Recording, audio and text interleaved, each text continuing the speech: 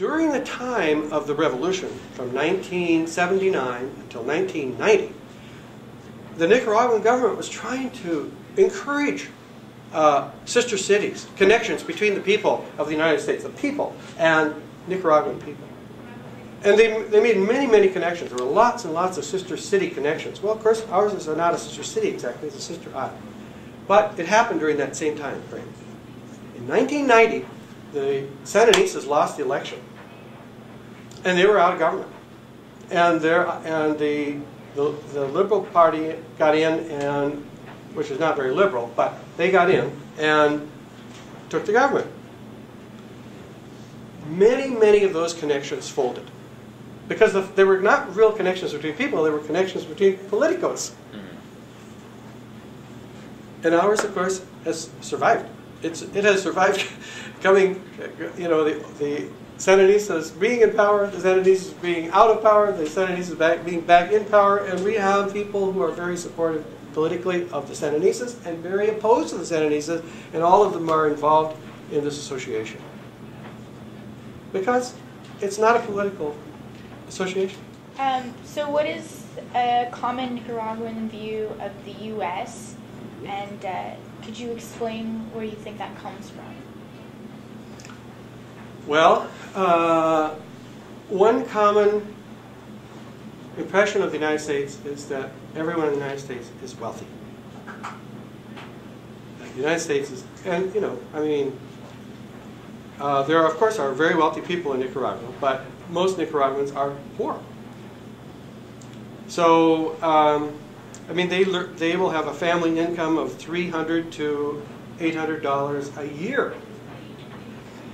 And even us humble sister islanders, when we step on an airplane to go down there, have just paid $800 to get on the airplane, right?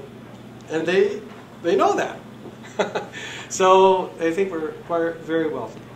So that's one common thing. They also think that we probably now let me step back from the question just a little bit and tell you where I'm getting my information. I have spent very little time in Managua, the capital. This is a city of several million people. And there are very sophisticated, well-educated, wealthy people in Managua. Those are not the people I know. Okay?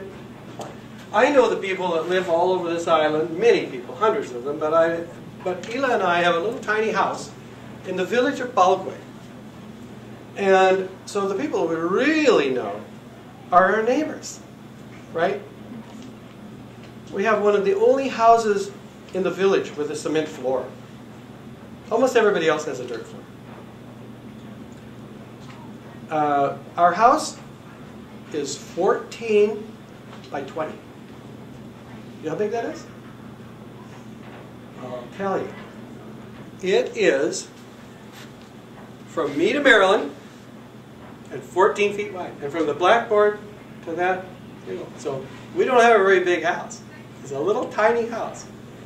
And we share, we built it on land that was given to us by Nicaraguan neighbors to build our house. So we don't own any land either. But those are the people that we know the best. And they think, in the neighborhood, that we are extremely wealthy, or not we personally, but Americans, and that we know a lot of things because we're very well educated. Well, what is one interesting story that you've heard or experienced there with your neighbors?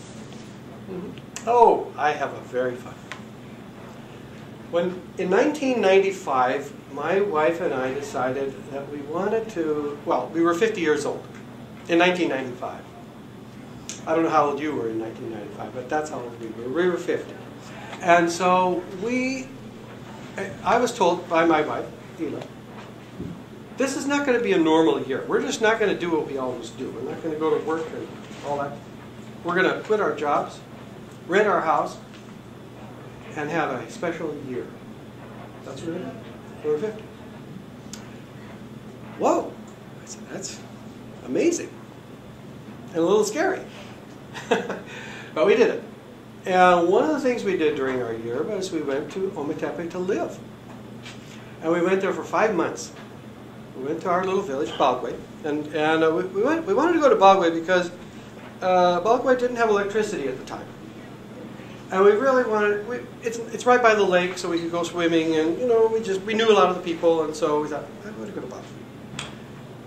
So the community said, well, you know what, there's no house to rent, but we have an idea. We can build you a little house right in the middle of the community that will really be a community center when you guys leave, but if you help us build it, you can live there. Well, that sounded like a good thing.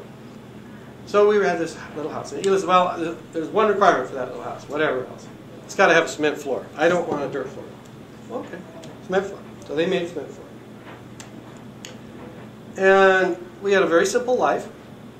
We lived in this little tiny house, but it was right in the middle of the community, so it's kind of like we were in a fishbowl, because everybody in the whole community was fascinated by us. Everything we did was strange. But our neighbors across the street had a little tumble-down old house, and they had whitewashed it, so it looked a little nicer. So I knew that they wanted their own house to look presentable near us.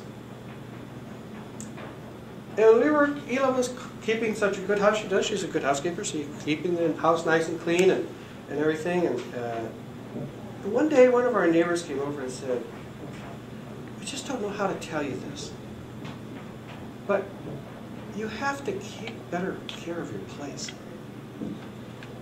Better care of our place? What are we doing wrong? Well, I said, you know, you don't chop down the weeds outside. You don't sweep around the outside of your house. You just let the animals wander around anywhere they want and eat the things there. That's not what we do here. Wow, I said, we have been sweeping the floor. There wasn't a speck of dust. You could basically eat off the floor in our house, but that's not the way they live. They live in their whole property. And so we said, oh, we will be more respectful. And so we got things done. All right.